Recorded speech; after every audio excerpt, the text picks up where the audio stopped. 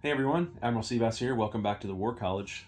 Today's lesson is on attacks on submarines defending alone. And this is 13.6.2 of the rules. So you can see here in C Zone M2, M stands for Mediterranean by the way, M2, we have 3 NATO diesel electric subs, 1, 2, 3, plus a NATO ballistic missile sub. Now, why is the ballistic missile sub on the board? Well, it's because in this solo game of mine, Soviets rolled the Walker Spy Ring random event. So NATO alliance has to put their boomers on the board and try to protect them. So the Warsaw Pact is, it's the Warsaw Pact's turn. It's turn 6, what we call turn 6.1.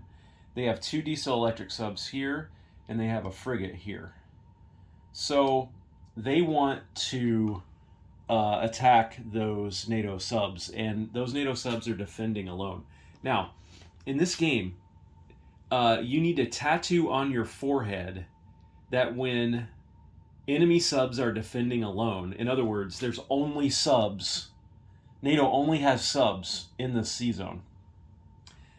You need to tattoo this on your forehead. You can only attack those subs with certain units. If there was a NATO surface ship in there, then all bets are off.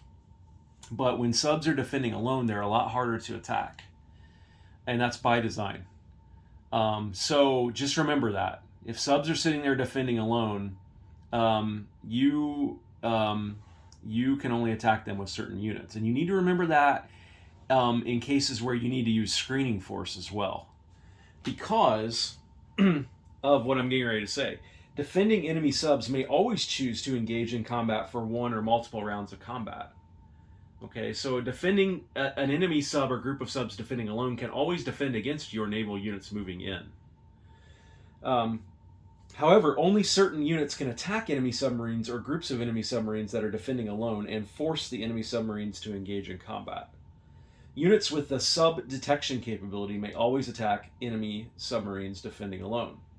All right, so diesel electric subs have the sub detection capability, so they can move in here to M2 and attack these subs defending alone. Okay. Units with the sub detection plus pairing capability may also pair one fighter or one attack helicopter each in the attack. Well, this frigate here for Warsaw Pact, it does have sub detection plus pairing. That's only because Warsaw Pact has completed advanced sonar, which is part of the random event. So normally only destroyers are the only surface ships that have sub detection. Supercarriers, carriers, and heavy aircraft cruisers can also place a free sub detection marker in an adjacent zone. So this frigate has sub detection, so it can also go 1, 2, 3 and engage in this attack on those NATO submarines. It could also pair one fighter or one attack helicopter, but the Warsaw Pact doesn't have any of those in range.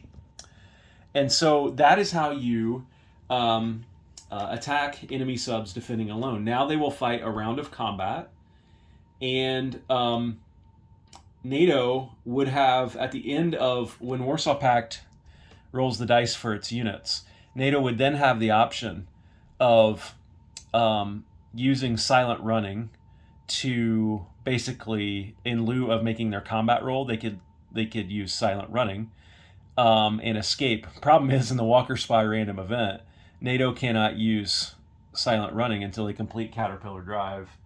And I'm looking at the board here. They have not even started Caterpillar Drive yet.